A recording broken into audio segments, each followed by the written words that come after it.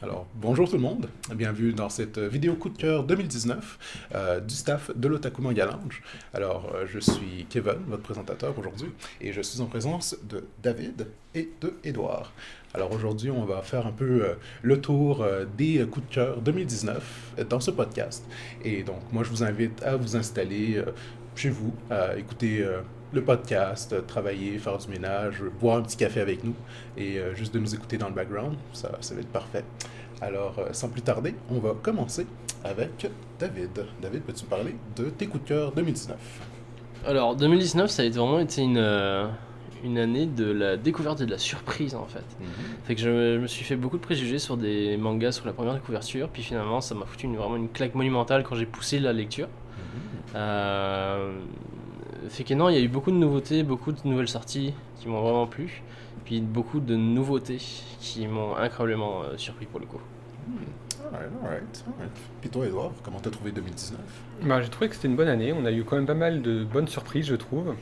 Bon, c'est sûr que moi, je suis tout nouveau entré dans l'équipe, donc j'en ai lu beaucoup moins, et puis j'ai beaucoup plus de, comment dire, de découvertes, effectivement. Mais j'ai plus axé, moi, mes nouveautés sur mes coups de cœur, en fait, sur les rebondissements, les caractères et les intrigues. Ok, c'est parfait, c'est parfait. Alors, sans plus tarder, on va se lancer là-dedans et on va commencer directement avec le coup de cœur 2019. Alors, qui veut commencer? Alors, on peut commencer avec moi, avec celui-là. Fait que je vais commencer par le bateau de Thésée, qui fait partie, dans le fond, de mon top 3 des coups de cœur, en fait, fait partie de ces fameuses découvertes que je vous ai dit justement à l'instant. Puis notamment avec le bateau de Thésée, qui, dans le fond, qui a beaucoup joué sur l'effet papillon. Ça va être l'histoire d'un jeune garçon qui a toujours vécu avec l'image en fait d'un père criminel. Et on voit comment est-ce qu'il a vécu ça, comment est-ce que même rendu une fois adulte, puis père à son tour, comment il voit ça, comment est-ce qu'il va essayer de vivre à son tour ce rôle de père. Puis il s'avère que ça le chiffonne toujours, puis au bout d'un moment, va y avoir un événement que je ne dis pas pour ne pas vous spoiler, qui va le ramener en fait dans le passé. Donc dans le fond, c'est là que l'effet papillon va jouer.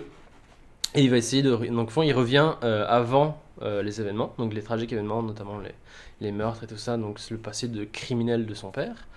Et il va essayer de modifier, en fait, tout ça. Donc, de modifier le passé pour modifier son présent, donc son futur.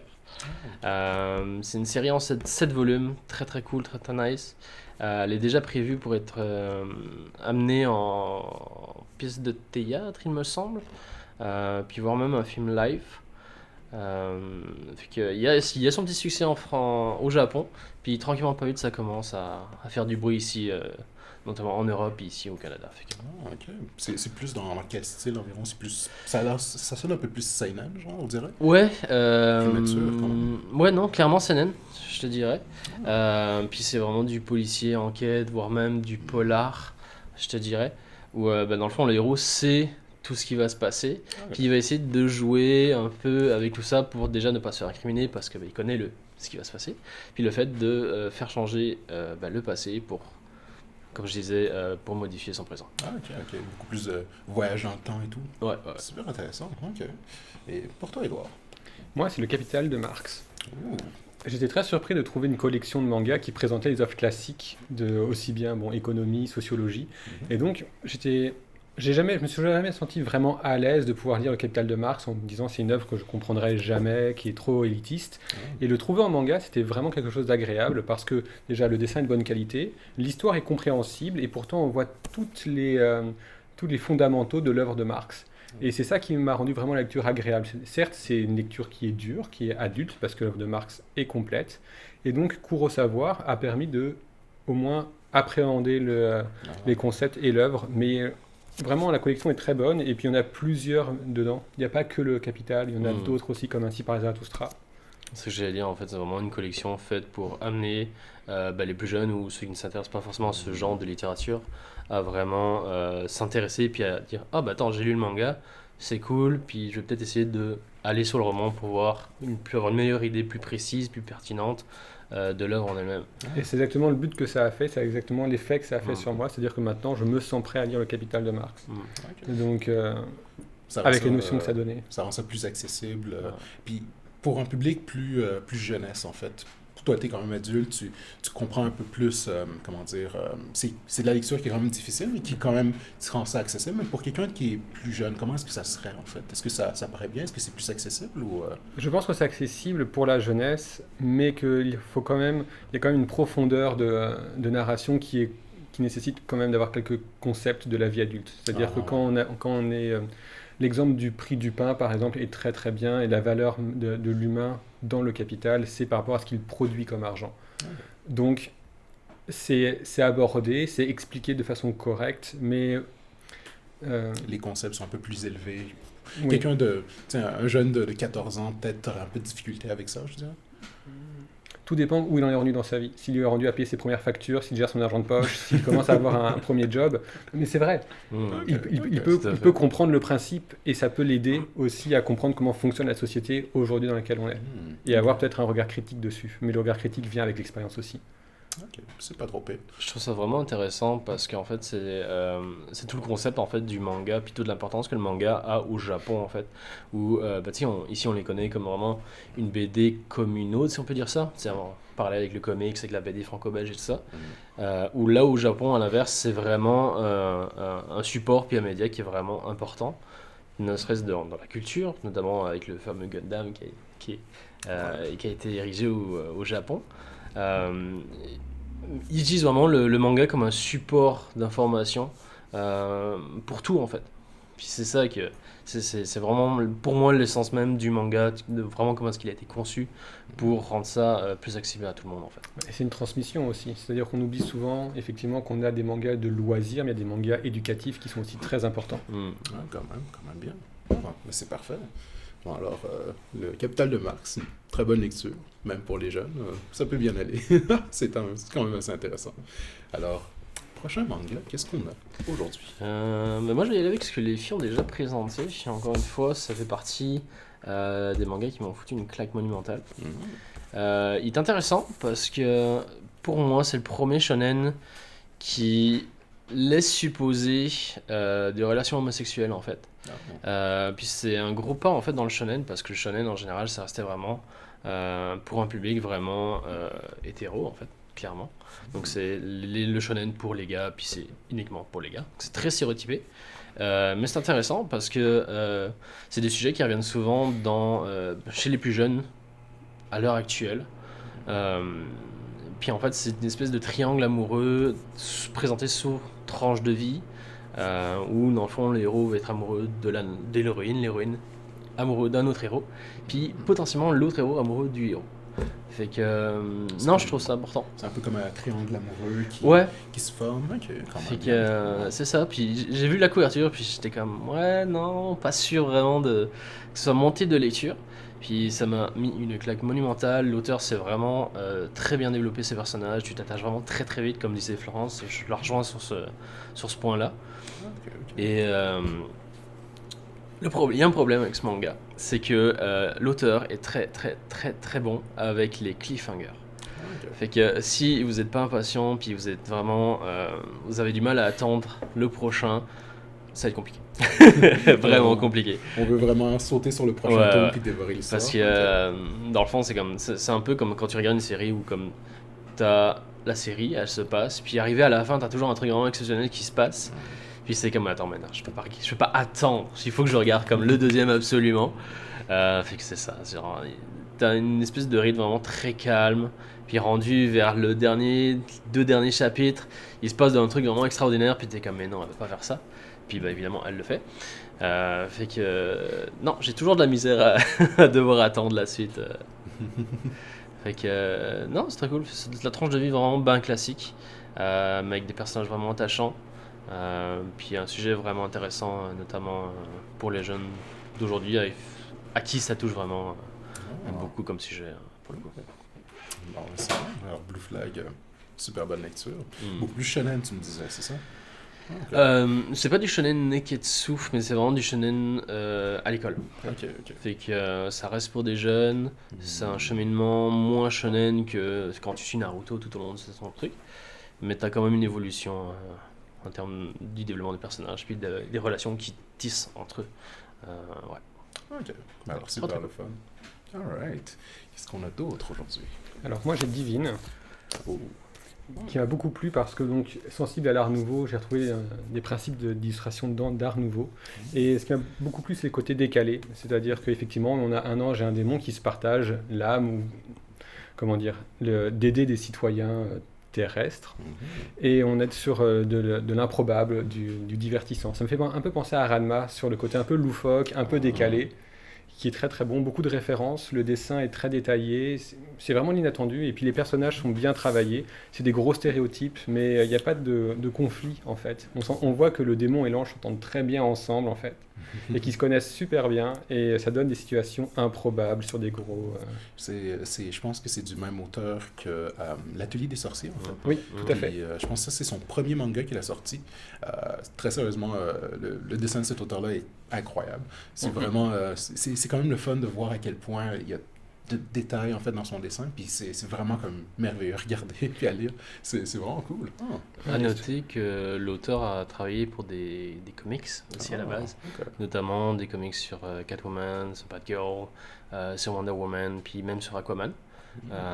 Tu sens déjà en fait toute son expérience qu'elle a sur le comics, qu'elle remet en fait un manga qu'elle arrive à transposer, puis à faire vraiment un petit truc de différent. Et puis la narration est très bonne. Je trouve que même les plans sont bien travaillés. Les cases sont un peu bougées à la façon effectivement plus comique où ça se communique les unes entre les autres. Mais les personnages sont vraiment stéréotypés, mais en même temps, à chaque fois, ça rebondit de façon inattendue. Et comme c'est des petites histoires, ça se lit facilement. On n'est pas obligé de le lire tout d'un coup pour comprendre. C'est vraiment... Plus en format sketch, genre. C'est ça. Un peu plus comédie. Quand même super intéressant. Moi, ce que j'ai aimé comme en lisant Divine, c'est surtout... souvent dans les mangas, on a un petit problème où les auteurs vont trop se concentrer sur l'apparence de leur personnage, vraiment sur le look de leur personnage, mais pas trop se concentrer sur ce qui se passe autour, dans les décors, les backgrounds, l'environnement. Puis cet auteur-là va vraiment se concentrer sur tout, sur l'architecture, sur les décors, sur toute l'ambiance en fait du manga, puis ça rend ça tellement plus plaisant à lire. Puis c'est vraiment comme une des forces de ce manga-là que je trouve. Donc, j'ai eu le même sentiment, mais je pense qu'on a vraiment ce sentiment-là parce qu'en fait, elle stéréotype un peu trop ces personnages. Dans le sens où le démon va être vraiment plus en avoir un côté provocateur, voire sexy. Elle s'en cache pas, puis elle fait des choses qui sont mal, puis consciencieusement, elle le fait. Puis à l'inverse, l'ange va être vraiment plus coquette, plus gentille, vraiment, c'est la gentillesse incarnée. Oui, mais elle fait des choses sexy aussi, mais elle l'assume pas. C'est ça, exactement. Innocent, entre guillemets. C'est ça, c'est plus naïf et plus... de la beauté naïve et tout. C'est cool quand même. Mais elle en joue quand même. Les personnages jouent entre eux et en fait, l'auteur joue avec les stéréotypes du lecteur. Et ça, c'est très agréable, je trouve, parce que c'est toujours un côté loufoque. C'est cool. Ok, c'est le fun. Alors, Divine... Très bonne lecture, très bien dessiné, très bien écrit. C'est le fun. Parfait. Alors, c'est parfait. On va prendre une petite pause, juste le temps de repenser un peu, de réfléchir en fait à ce qu'on vient de voir, en fait, au manga qu'on vient de parler. Et on va vous revenir dans quelques instants. Alors, bienvenue. On est de retour, en fait, de notre pause. Alors, on est encore là pour vous parler des coups de cœur 2019. Alors, présentement, on a une petite situation, en fait, qu'on va rapidement vous expliquer, en fait, avec la série Demon Slayer. On en avait parlé dans la vidéo précédente, mais on va un peu élaborer là-dessus, parce que ça fait quand même assez longtemps qu'on l'attendait en boutique, et plusieurs personnes se demandaient, en fait, mais où était la série Demon Slayer? Alors, sans plus tarder, David, tu nous expliquer un peu qu'est-ce qui s'est passé avec cette situation-là. C'était assez... on était impatients quand même à la recevoir en boutique. Ouais, puis on a eu un faux espoir parce que, comme tu le dis, en fait, on a eu la première édition, techniquement, donc qui a été publiée en 3 volumes, donc qui était nommé Rôdeur de la nuit, pour le coup. Donc c'est Panini Manga qui avait décidé de reprendre la série qui est vraiment populaire au Japon, tellement populaire que dans les ventes 2019, elle a battu One Piece de 2 millions d'exemplaires de vendus en fait. Et c'est la première fois en plus de 15 ans, il me semble, en 15 ou 20 ans, que la série One Piece se fait détrôner en termes de vente en fait. Ce qui est assez big en fait. Donc c'est ça. Suite à ça, donc Panini Manga a vu en fait que la série a vraiment eu un accueil mitigé par les lecteurs. Ils n'avaient pas vendu assez de tomes, fait qu'ils ont juste décidé tout simplement de bloquer la série puis de la mettre en arrêt de commercialisation. C'est pour ça qu'on en a vraiment pas eu pendant un bout quand même. Ouais, c'est ça, exactement. C'était censé sortir en 2019, fait que vraiment moitié 2019. Les fans ont capoté. Je suivais l'actualité sur le Twitter, sur l'Instagram, sur le Facebook de Panini, puis les gens arrêtaient pas de les harceler pour que ils continuent la série, puis qu'ils, dans le fond, continuent l'édition. Puis finalement, parce que ça fait pas d'argent, ils se sont dit bah non, fuck off. Suite à ça, il y a eu l'animé. L'animé a eu un succès vraiment tonitruant, dans le sens déjà plus facile d'accès, fait que forcément plus de monde qui voit la série, qui découvre la série. Puis après ça a été vraiment mettre le feu aux poudres. Les gens ont réclamé encore et encore du Demon Slayer. Le problème, c'est que là, c'est rendu trop populaire en fait. Fait que c'est ça, c'est même en France en fait, il n'y a pas assez de volume. Puis vu que c'est une compagnie, une maison d'édition qui est pas si grosse, mais pas aussi grosse que Glénat ou Pika par exemple, elles ont beaucoup de misère à entretenir du stock en fait. Fait que le manga tombait toujours, il y avait un certain volume qui arrivait dans la librairie, tombait en rupture et réimprimé. Tombait en rupture, réimprimé. Même encore à l'heure d'aujourd'hui, le manga tombe souvent en rupture de stock. Là on est un chanceux parce qu'on a eu la réédition pour le coup, qui se nomme Demon Slayer. Donc dans le fond comme le titre en anglais, avec la petite notation du titre en japonais. Quand même. Non, c'est un manga qui fait vraiment beaucoup de bruit au Japon, qui a un avenir vraiment très prometteur. Puis notamment dans le dernier Top Oricon, fait qu'Oricon c'est, pour ceux qui ne savent pas, c'est une compagnie qui se spécialise en fait dans les tops de vente de manga, de BD, de magazines au Japon. Puis dans le dernier Top Oricon pour le coup, c'était un top 50 il me semble, puis les 18 premières places en fait, c'était des tomes de Demon Slayer. Ce qui n'est jamais arrivé pour aucune série, même pour One Piece. Fait que les gens ont vraiment un intérêt grandissant pour la série. Okay. Clairement. Quand même. Parce que j'ai vu qu'on en a quand même reçu un bon paquet en boutique et très sérieusement, en quelques jours, c'est pratiquement toute partie. On en a presque plus en fait. C'est incroyable. On a reçu une cinquantaine, il nous en reste peut-être 3. Il faut vraiment se dépêcher pour les avoir quand même. Ouais. Mais non, quand même, super bonne série. Puis c'est quand même dommage qu'on ait dû attendre aussi longtemps avant de pouvoir finalement l'avoir en magasin. C'est sûr qu'on l'avait en anglais, en d'autres langues et tout. Mais en fait, c'est vraiment... on est heureux, en fait, de finalement pouvoir la voir puis de pouvoir en parler, en fait. Donc, super le fun. Demon Slayer, c'est vraiment une série à suivre. Alors, on va retourner, en fait, dans nos coups de cœur 2019 et on va continuer avec Edouard. Je pense que tu as encore un coup de cœur à nous présenter. J'ai un coup de cœur. C'est quand Takagi me taquine. Ah, ok. Alors oui, c'est pour les plus jeunes, mais ça m'a fait replonger en enfance parce que le héros, pas trop dégourdi, un peu timide, est assis en classe à côté de Takagi, qui ne fait que le charrier toute la journée.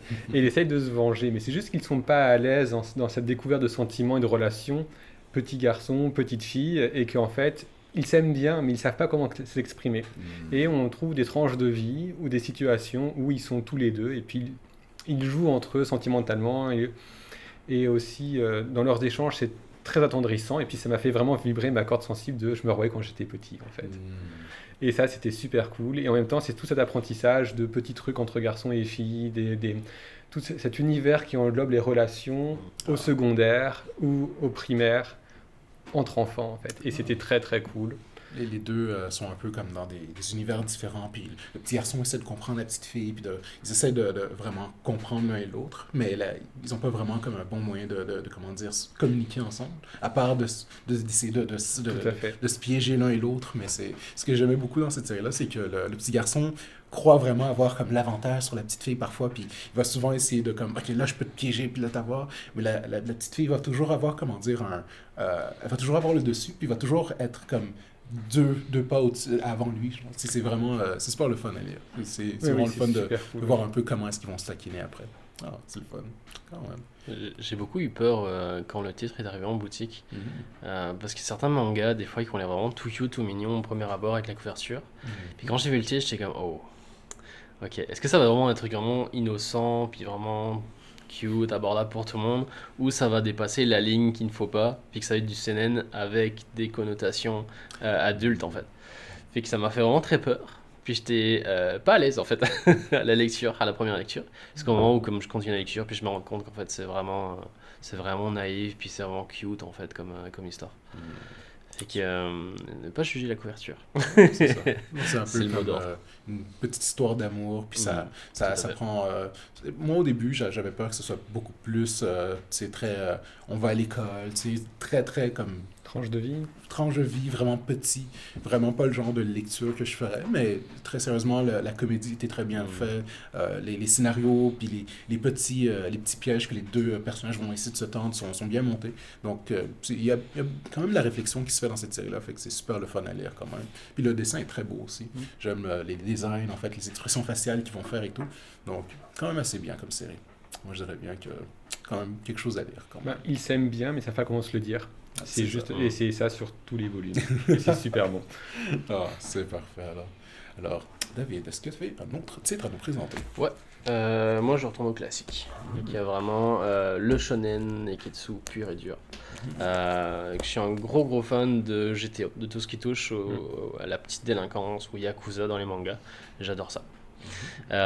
Puis là, on va avec Tokyo Revenger. En fait, on va vraiment retourner. Fait que ça faisait longtemps en fait qu'il n'y avait pas eu de nouvelle série sur le genre petite délinquance, voire même Boyu Suzuku, donc je pense qu'ils sont des délinquants en moto au Japon. C'est très cool parce que l'histoire commence où on suit le héros adulte en fait. Il se rend compte dans le fond dans un flash spécial que la fille dont il était amoureux quand il était plus jeune en fait, dans le fond est devenue un dommage collatéral entre comment dire, deux règlements de compte de deux clans de Yakuza. Puis il se rend compte en fait que s'il avait pu faire autre chose de son passé, en fait, il l'aurait probablement changé en fait. Ce qui va se passer, c'est qu'un peu comme le bateau Thésée, il va y avoir un événement qui va faire qu'il va être capable de revenir en fait dans le passé, mais le jour même en fait.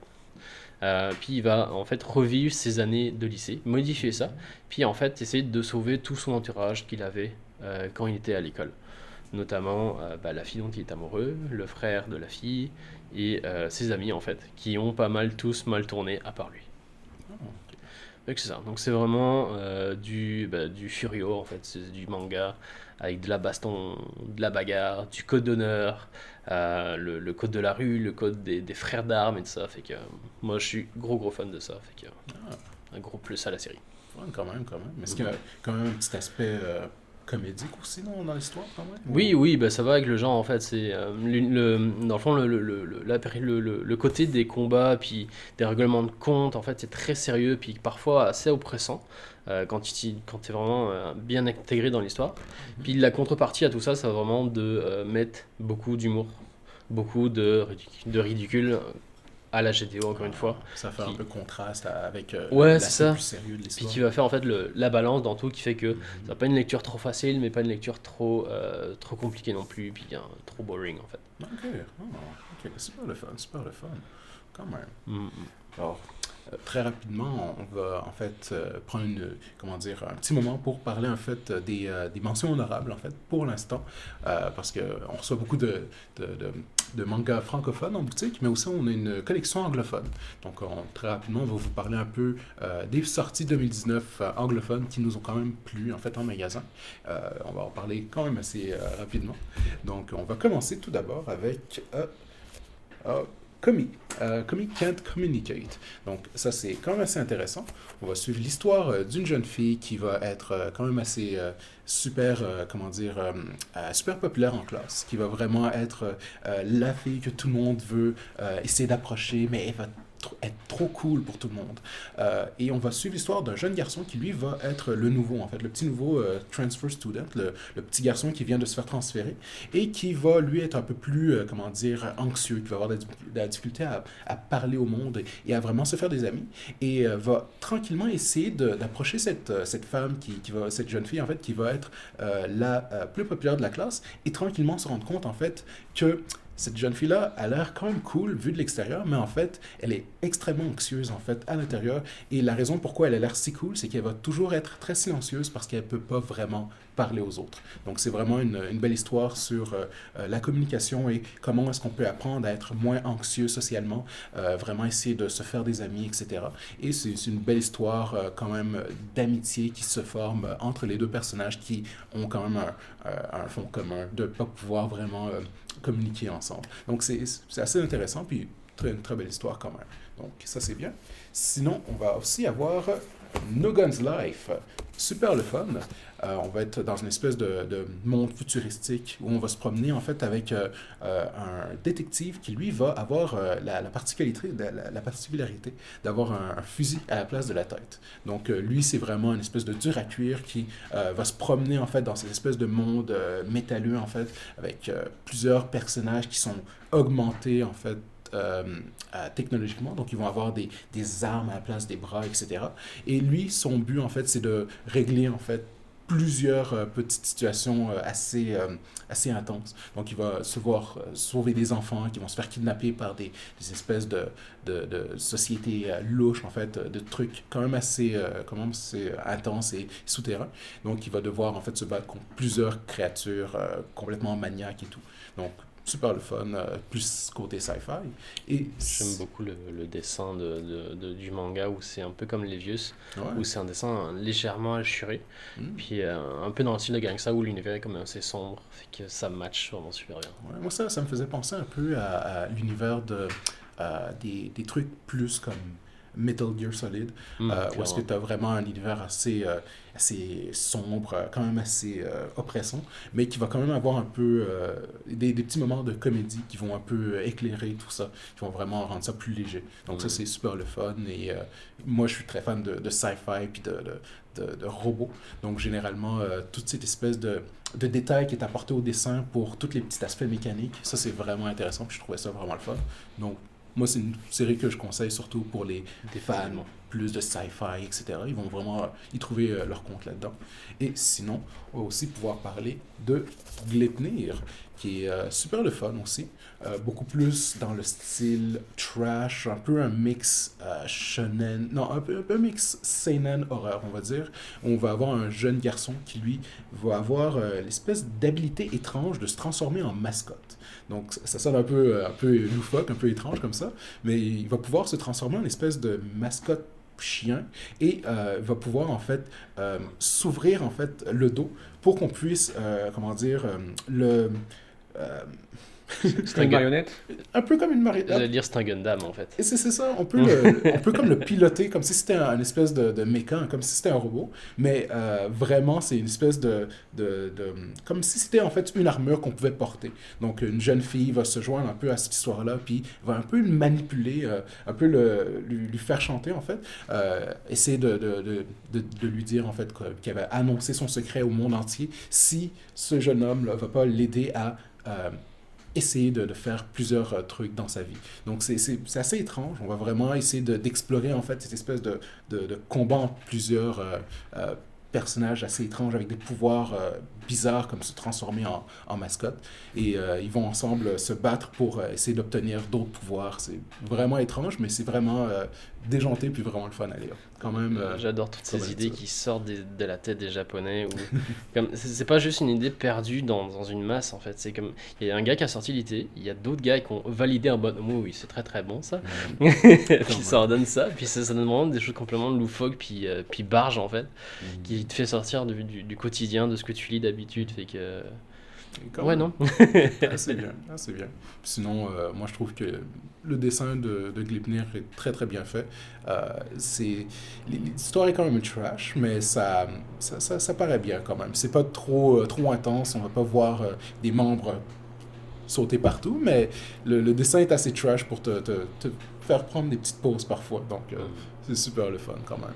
Donc ça c'était vraiment les mentions honorables et les sorties anglophones qui nous ont vraiment plu en 2019. Parfait. Alors, les gars, est-ce qu'il y avait d'autres titres que vous vouliez présenter pour 2019? Ouais, moi j'ai deux beaux livres aussi, notamment la réédition de Solanin, donc de Inyo Asano, J'étais pas très fan de l'auteur avant de lire Solanin. Et depuis que j'ai lu, puis j'ai découvert comment il voyait les choses, comment il voyait la vie, comment il abordait ses personnages, puis comment il mêlait son histoire et ses personnages, je suis tombé en amour, littéralement. Le bouquin m'a fait brailler, honnêtement. Vous attendez pas à une fin heureuse en général.